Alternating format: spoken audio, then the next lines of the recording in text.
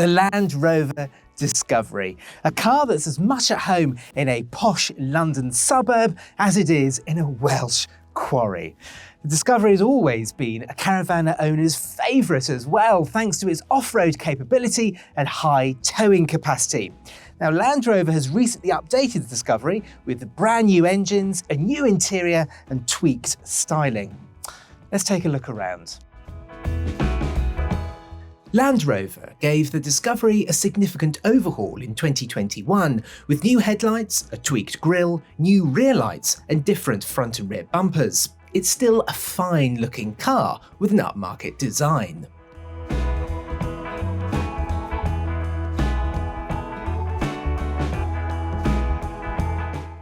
The changes on the outside might be quite subtle, but Land Rover really has worked hard on improving the car's interior, and it really has worked. I mean, you get this newly designed dashboard, new centre console, new seats, new trim and new materials.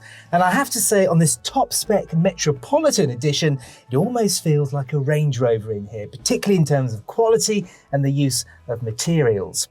Land Rover has used lots of squidgy plastics over the top of the dashboard and over the tops of the doors, although there are some cheaper materials further down the dashboard and on the door cards, although you could say that for a lot of the Land Rover Discovery's rivals. But overall, it's a very well-made interior. Now, Land Rover hasn't changed too much in terms of the practicalities, which is great. So you still get this very elevated driving position. You sit up a lot higher than you do in something like the Volvo XC90, for example, and there's still loads and loads of cubby spaces. I mean, the door bins are absolutely huge.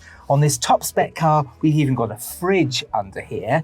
There's twin glove boxes, there's wireless charging, and there are two secret cubby holes, which I particularly like. The first is beneath the cup holders. There's a massive storage space under there. And then you just press this button here, and then you can even hide your wallet and some valuables in there as well. The Discovery features JLR's newest infotainment system called Pivi Pro. The 11.4-inch touchscreen is crisp and very responsive, and the software is considerably better than in previous models. The main home screen includes most features you need quickly, smartphone integration is neat, and the system has over-the-air updates.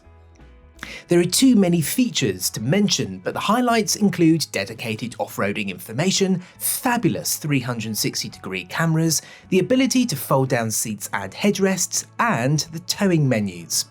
The towing pack is a reasonably priced £1,615 and comprises the electrically deployable tow bar and advanced tow assist. This system allows you to control the direction of your caravan while reversing using the rotary dial on the centre console.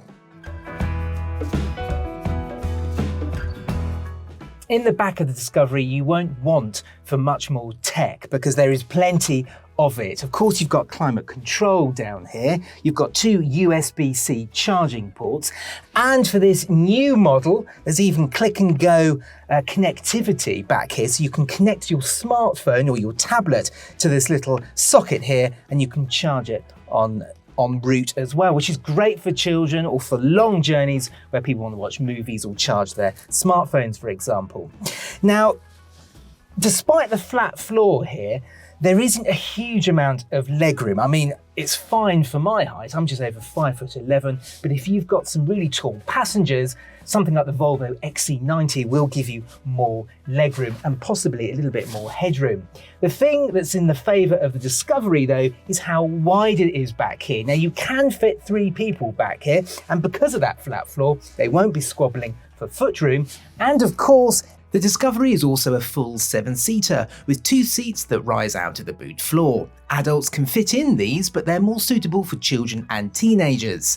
All seats fold electrically via buttons located in the boot area or via the car's touchscreen. Fold all of them down and the boot is a cavernous 2,391 litres, although space is predictably confined to a handful of shopping bags with all 7 seats in place.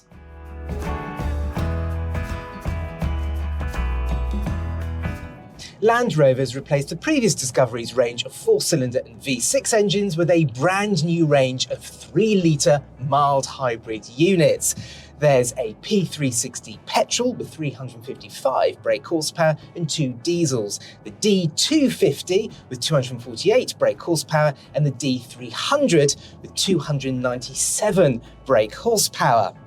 Now the petrol is predictably smooth, but it is also pretty thirsty. My pick of the engine range would be the D250 because that's plenty powerful enough. 0 to 62 miles an hour comes up in 7.7 seconds, and yet there's more than enough torque.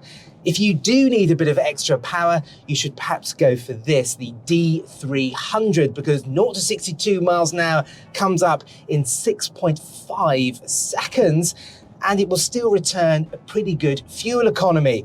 I've been averaging around 32 mpg when driving solo, and that's dipped around 26 when I was actually towing a caravan. This new range of diesel engines is remarkably smooth. I mean, it's just as smooth as the 3-litre straight 6 petrol available, and yet you get far better fuel economy.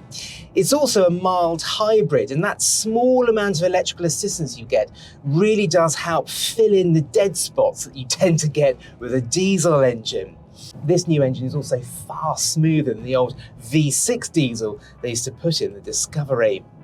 Now, all cars get air suspension as standard, and on smooth, undulating roads and on motorways, the Discovery just glides along.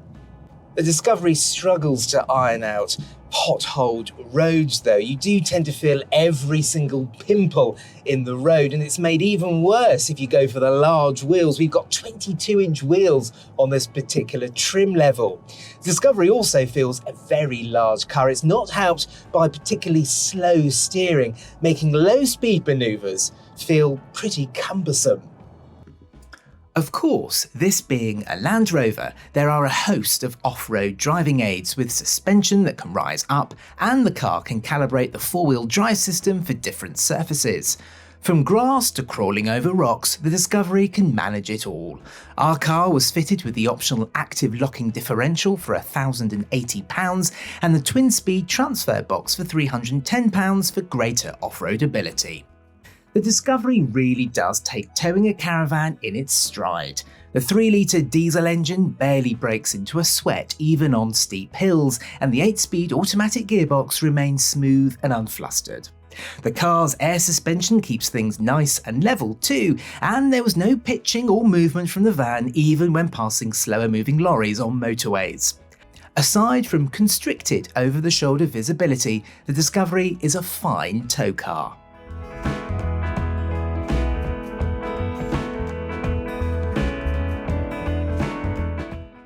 There are plenty of tow cars on the market that are just as capable as the Land Rover Discovery, but very few have the same blend of peerless off-roading abilities, power, refinement and luxury.